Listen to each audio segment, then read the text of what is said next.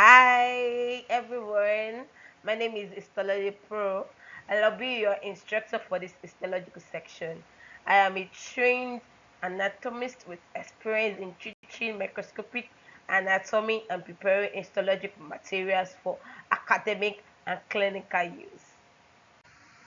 Welcome to this foundational class in histology. In today's section, we'll introduce the core principle you will need to interpret histological slides confidently. We will examine how TUs are processed or prepared, why stains such as hematoxylin and eosin are essential, and the basic structural components you should expect to recognize under microscope. By the end of this lesson, you will understand how TUs are prepared, what different stains are like, and how to begin identifying nuclei, cytoplasm, connective tissue, and extracellular components. What is histology? Histology is the study of TU at microscopic level. Histology is more than looking at colored slats. It is a systematic system of TU and how their microscopic structure relates to their function. Every TU has their characteristic cells, fibers, and extracellular components. And these microscopic details reveal how organs perform their physiological roles. Histology forms the basis for pathology, diagnostic, and clinical medicine. The picture we can see that we have here is a photomicrograph of cerebellum at magnification of 100.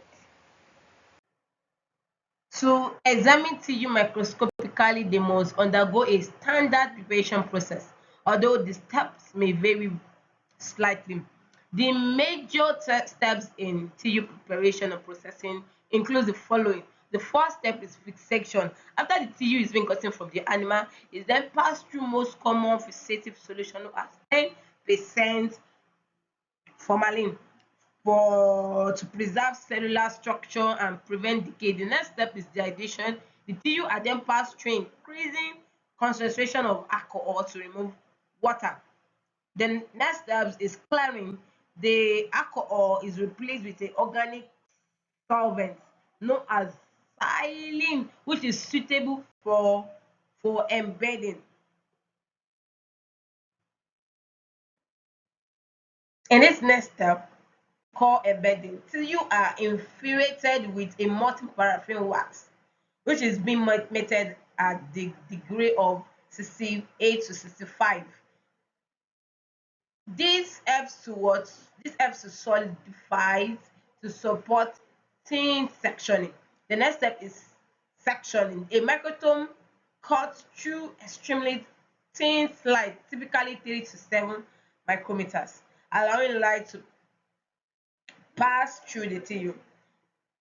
The next step is mounting and staining. Sections are placed on glass slides and stained so that structures can be viewed under microscope. Understanding this workflow helps you to interpret why certain CU artifacts appear, such as tear marks, folds, and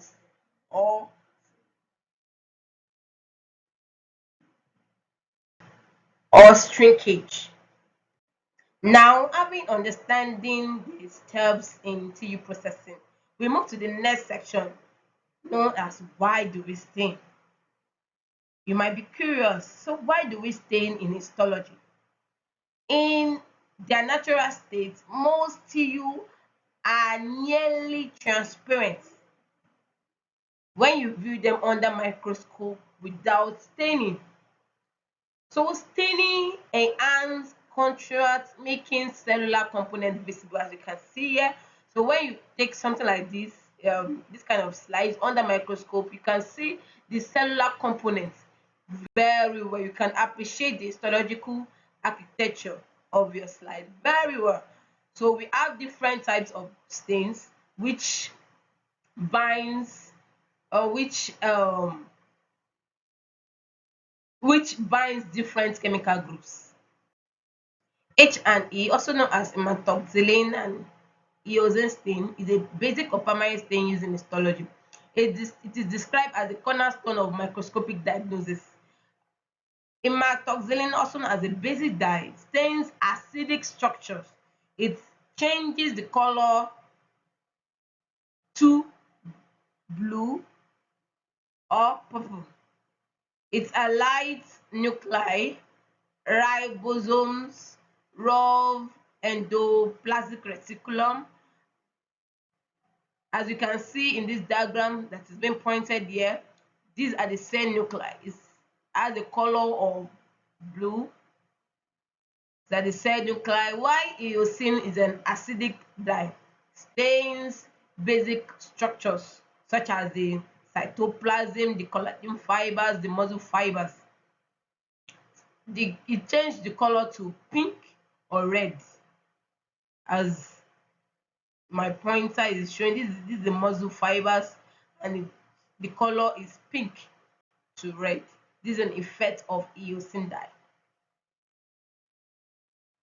Apart from the basic stain known or routine stain in histology known as H and E, we have special or several special stains to highlight specific structure, such as PAS. It stains carbohydrate magenta, highlights glycogen, basement membrane, and mucin. We also have another stain known as mannsin, differentiates muscle. It's stain is red, collagen either blue or green, and nuclei black. We have silver stain, commonly used for reticular fibers and nervous tissue. We have toluidine blue, stains mast cells granules. These stains become especially important while examining pathological structures. Okay, hope you're enjoying this class so far. So we're going to basic microscope orientation. We have like theory orientation, and you should know it as a student in histology. We have the transverse, the longitudinal, or oblique. In any of these orientation, you must always locate the epithelium. This is the first layer you will come across, or the surface layer. The connective tissue, which is always beneath the epithelium. Then any glands, ducts, or structural components, usually in the submucosal layer. Even in the submucosal layer is where you find all this connective tissue. The Don't worry, but the future videos will talk more on the connective tissue, the types of epithelium tissue that we have. So do not worry, just follow this class and you will understand what I'm saying. So this orientation become essential as we begin to interpret actual tissue in upcoming lessons. Okay, we have come to the end of this first basic histological lecture or lesson. In the next video, we'll begin with epithelial tissue, starting with simple squamous epithelium. Do not worry, continue to follow these lessons to build a strong foundation for anatomy, strong love for histology, and clinical application. Okay, bye for now. My name remains Histology Pro. See you in the next video. Bye.